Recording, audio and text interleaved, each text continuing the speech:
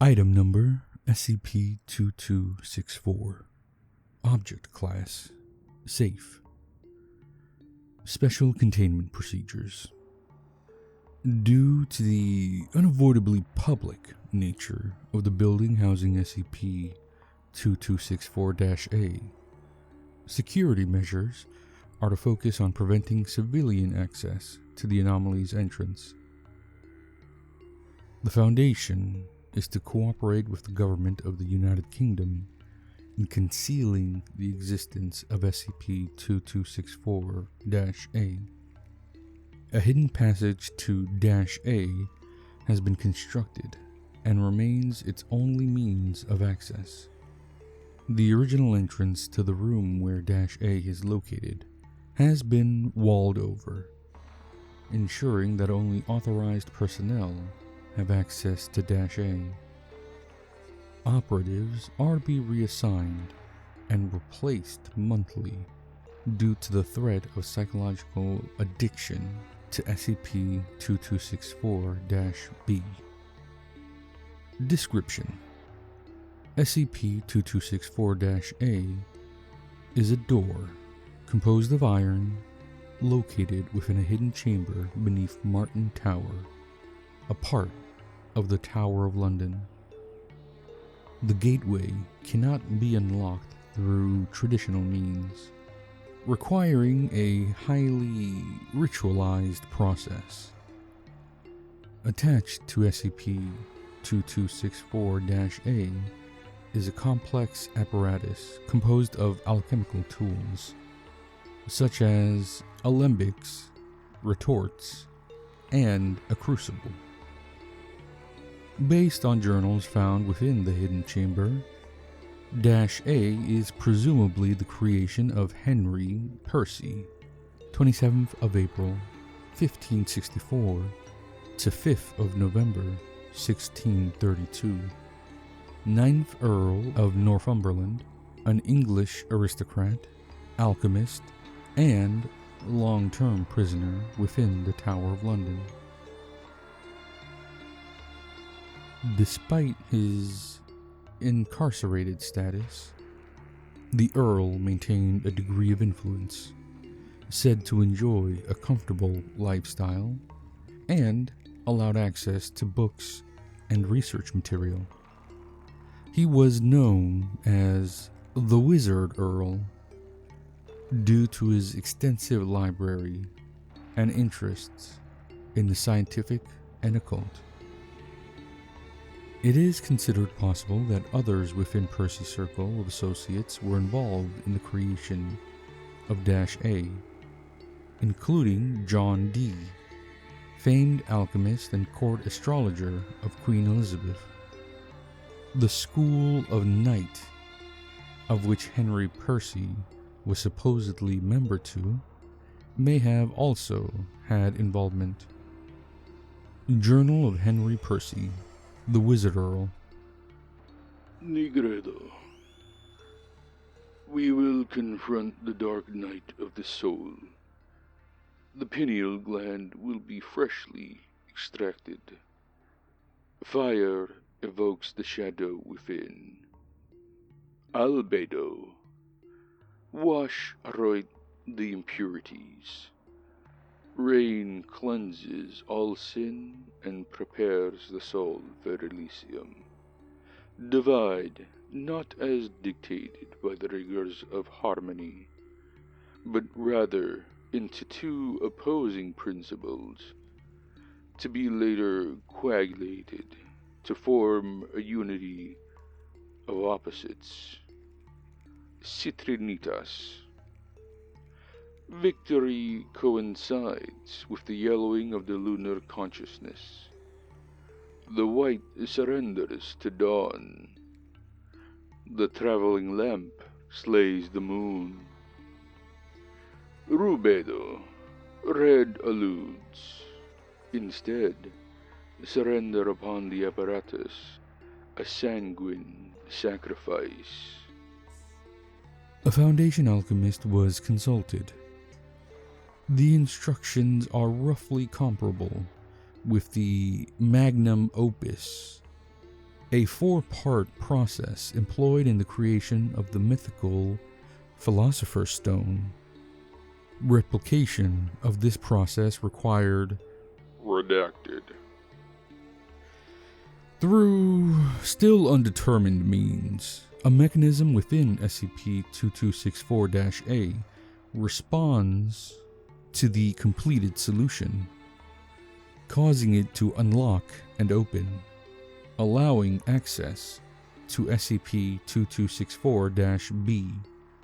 -B is an extradimensional city which does not correspond to any known location, earthly or otherwise. Objects that originate from within SCP-2264-B will dematerialize if brought through -A. Such objects have been later found returned to the site of their initial removal. Those who enter -B report having all personal belongings removed and their clothes replaced. Manifested outfits are said to resemble those worn at masquerade balls, most especially those associated with the Carnival of Venice, and will dematerialize upon exit of -B. Masks cannot be removed while inside -B, but the rest of the attire can be discarded if one chooses to do so. The majority of -B inhabitants are dressed and adorned in a similar fashion. Agents have reported a somewhat organic quality to their costumes, frequently describing it as chitinous. The most common inhabitants of -B are roughly humanoid and have since been classified as SCP-2264-1. The sky has been described as yellow and containing an indeterminate number of black stars, corresponding with no known or even hypothesized constellations. Buildings are shaped in such a manner as to suggest them being carved from a single seamless material. Black, white, yellow, and red are the only colors to reportedly occur within -B. Architecture is non-Euclidean, and the normal laws of gravity do not apply.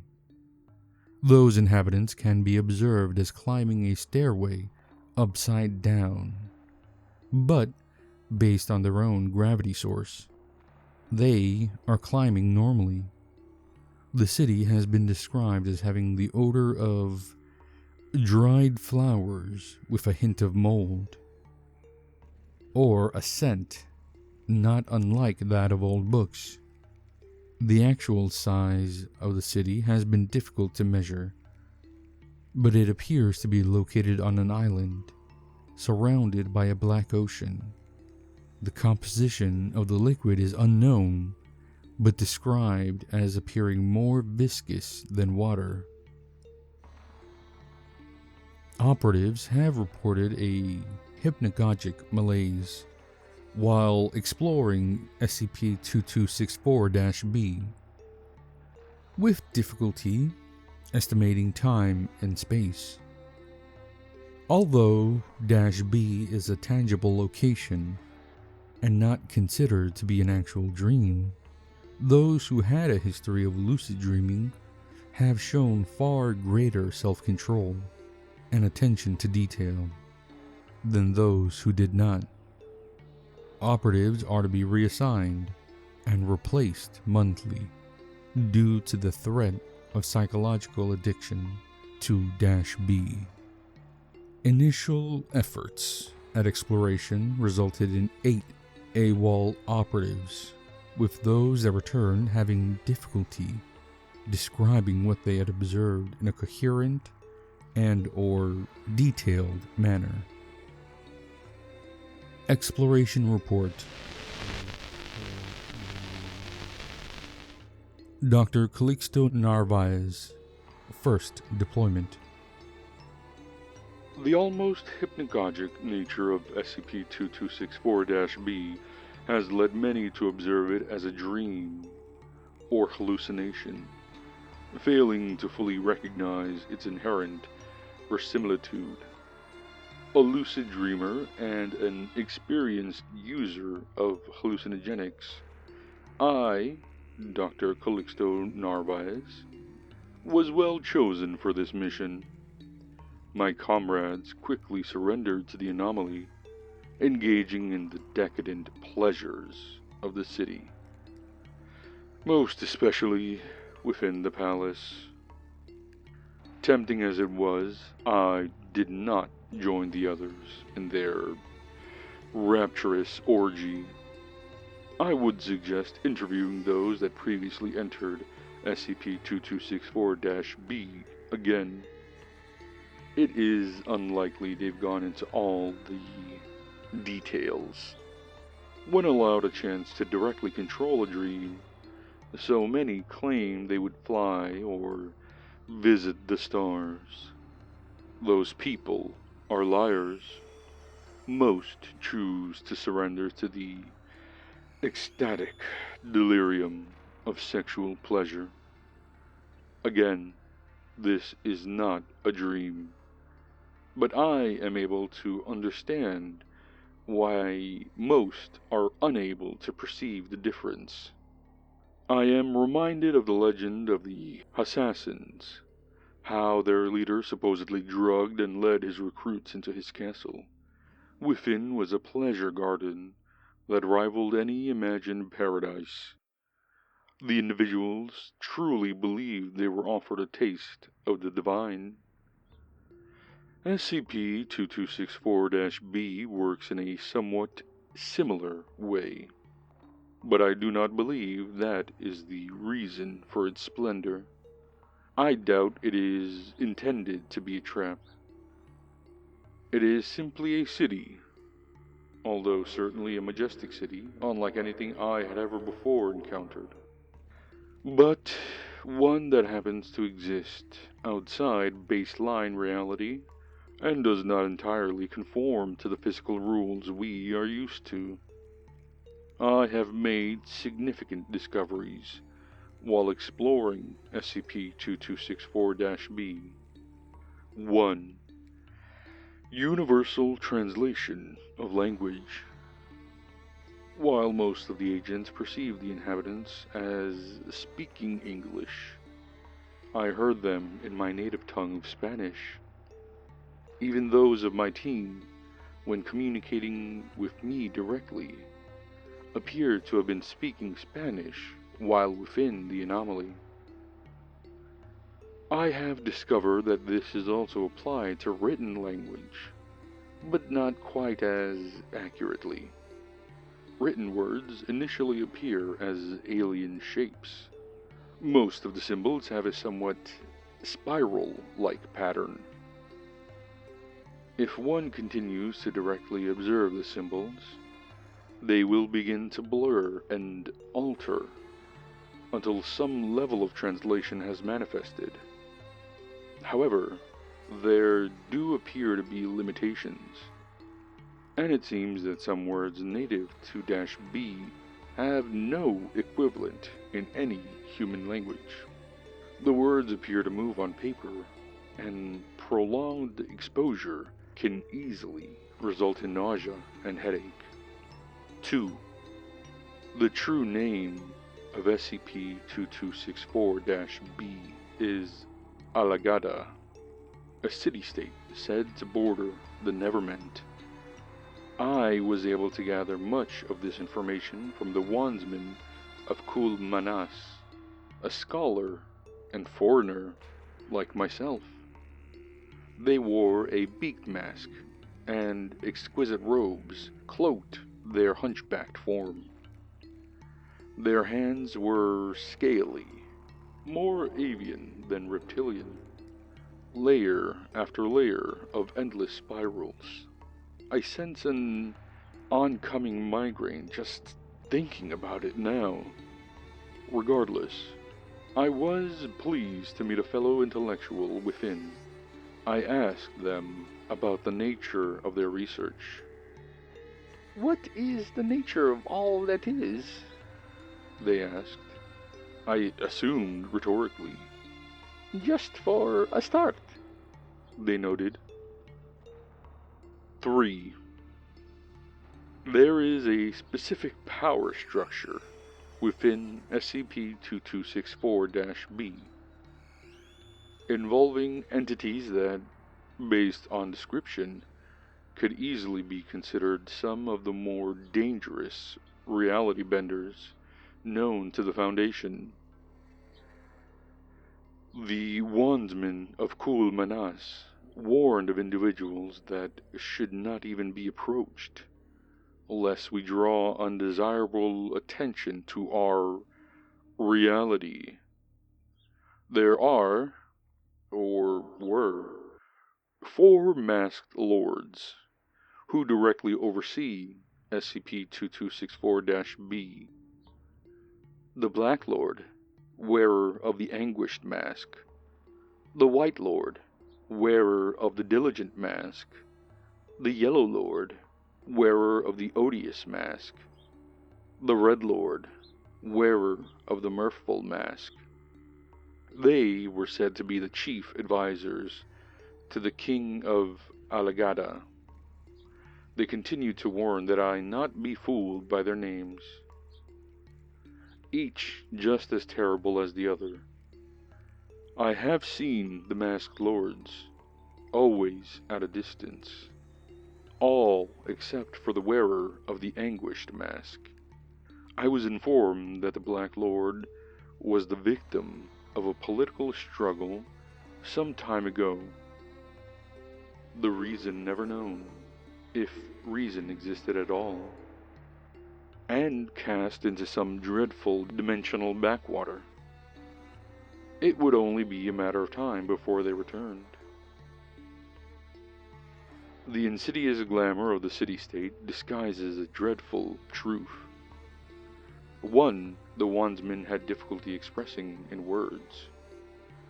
They stated that most outsiders came to this place to seek a boon from the king. They refused to speak any more of this entity, and suggested I avoid the ambassador of Alagadda as well. Before politely taking their leave of me, I decided it time to report back, gathered the others, pulling a few from the writhing mound of masked transdimensional entities. The first door we entered was the one to return us to baseline reality. I suspect that SCP-2264-B is a dimensional nexus, connected to countless worlds across the multiverse. Every door used within -B has connected directly to -A. If there are other gateways like -A, I suspect them to be currently sealed.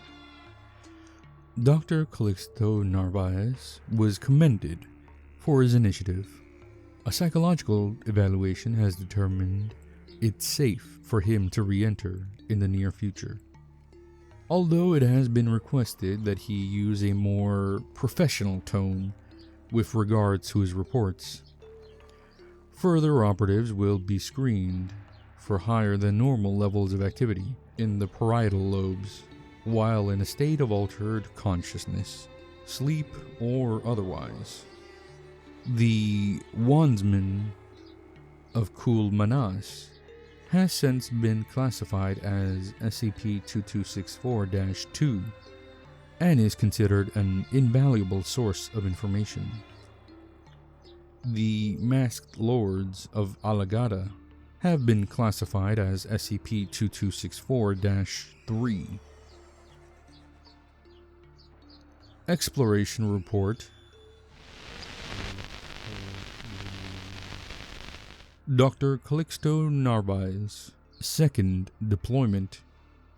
I believe SCP-2264-2 is the only entity we might truly trust in Alagadda, and sought them immediately.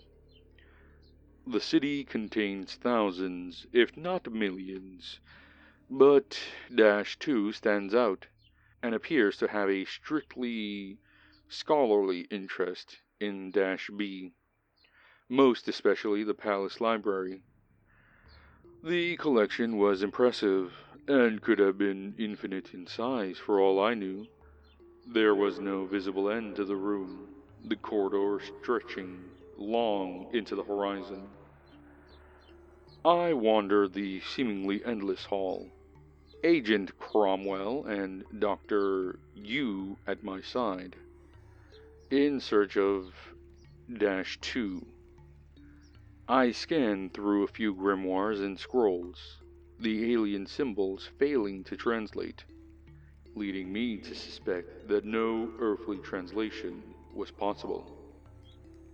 In time, we found Dash 2, affable as before, and expressing concern about our well-being. I asked that they elaborate, and I write their response as best as my memory allows. The ambassador of Alagadda will soon return from Aditum, and only the mad shall remain. I suggest you leave post-haste, for I intend the same. I thank them for their warning, and declare that we would not linger for long. I asked them about Aditum. They replied, A terrible city, filled with equally terrible people. It is said that the Grand Karcist of Aditum serves the designs of an elder being, a horror thought to rival even the hanged king of Alagadda. Cry! SCP-2264-2 made a sound not unlike a crow. I should not speak of them. Not here. I asked about who they were, SCP-2264-2, wanting to know more about them. They replied, I am a wandsman of Kul Manas, a scholar, as you undoubtedly know. I am a walker of the astral plane, a sailor of the astral sea, and a spelunker of the planar deep. SCP-2264-2 noted something about our aura, declaring it rare across the multiverse, but admitted to having encountered similar during previous visits to Dash B. They said something along the lines of, The deathless merchant of London, driven by greed and black ambition. There was another, a stranger in a strange land. It appeared as though they did not know where they were, smelling of fear. I cannot imagine how one might accidentally stumble upon Alagadda. I did not believe such a thing was possible. They vanished soon after, yet I never witnessed them leave, simply gone in a blink. they would continue to reference the Karcists and Clavigers of Aditum, stating that they Reeked of decay and embryonic fluid. that was the extent of people encountered with a similar aura to our own. I suspect Dash 2 is able to sense a person's dimensional neighborhood. Dash 2 turned their head completely around, somewhat like an owl, and cawed, declaring, I sense the ambassador of Alagadda has returned. I take my leave of this place, and I suggest you do the same. Flee! Do not delay. Perhaps I will pay your realm a visit in the future. SCP-2264-2 exited the nearest door. The door refused to budge, but I suspect it connected Dash 2 to their native dimension. We exited the library, walking quickly, not wishing to bring too much attention upon ourselves by running. We found an unlocked door and returned home. We never saw the ambassador or their king, but I feel it best that we not seek them out. Although not directly encountered, the ambassador of Alagadda and the king of Alagadda have been respectively classified as SCP-2264-4 and -5. Addendum: SCP-2264 was discovered accidentally during the refurbishment of Martin Tower in...